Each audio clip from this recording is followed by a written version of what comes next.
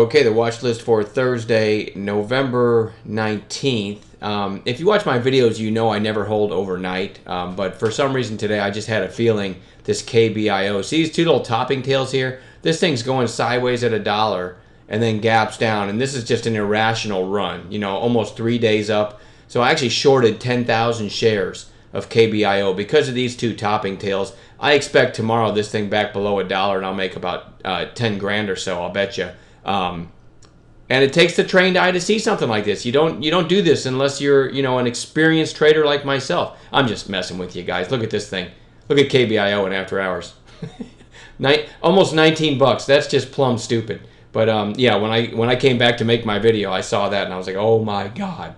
Can you imagine though? Somebody probably did short this thing, thinking this was an irrational move and is just trying to force it back down. Can you imagine being short 5 or 10,000 of that? And now it's up at 17 or 18 bucks. I mean, my goodness, that's a lot of people probably made their whole trading career in that thing, and if they were short, they went the other way. All right, enough babbling. But wow, I just can't even believe that. Here's my actual list. Didn't really hold. I didn't really short that overnight, obviously. ANFI, nice volume here, and it's really just kind of flagging sideways. So potential long in that one. Pretty short list today. The market was strong and everything was up, and so there's not a lot of standout charts.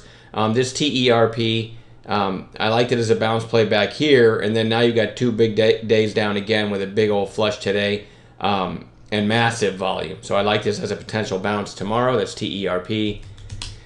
EROS, had a couple nice trades in this one today. I got after hours on here. Hold on, let's see. Let's get back to a regular session. I actually called this long right here.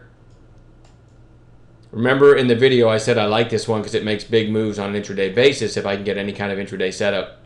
So you had the early high here of 815, and then you had a lower high here of 790. So when it started to come back up, I called it at 791 with a 771 stop, and it never did stop out and ended up having, and I called a couple other trades. A couple people traded it right here.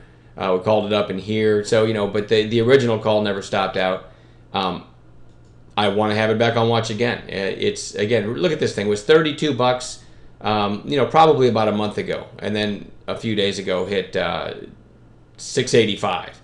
So this one still has some room to pop, and it goes back on watch tomorrow. LPCN, just a quiet day. I didn't have a trade in this one today. And again, this is really thin, 178,000 today. This big volume spike was only 2 million shares. But I like the 2-day move and now a 2-day pullback. Maybe about 50% retracement area on lower volume. So that's on potential long watch tomorrow. AVXL, massive volume, 34 million shares today. I called this as a morning gap play, and a couple other people. I made a quick $800 in this thing in the opening, literally 5 minutes. It's a good way to start my day after a lousy day yesterday. And this one closed fairly strong. There was a couple other trades throughout the day in it.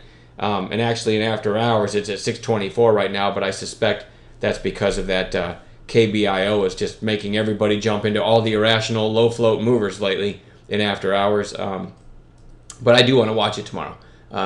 GPRO. There's nothing pretty here, but it's at all-time lows, or it hit all-time lows today. Pretty nice volume today and a nice intraday reversal, so we do have a possible gap to fill. There it is on an intraday basis. I mean, massive volume, but it ends up closing near the high. So if we get up over 20 tomorrow, you know, up into that gap, it does become interesting to me.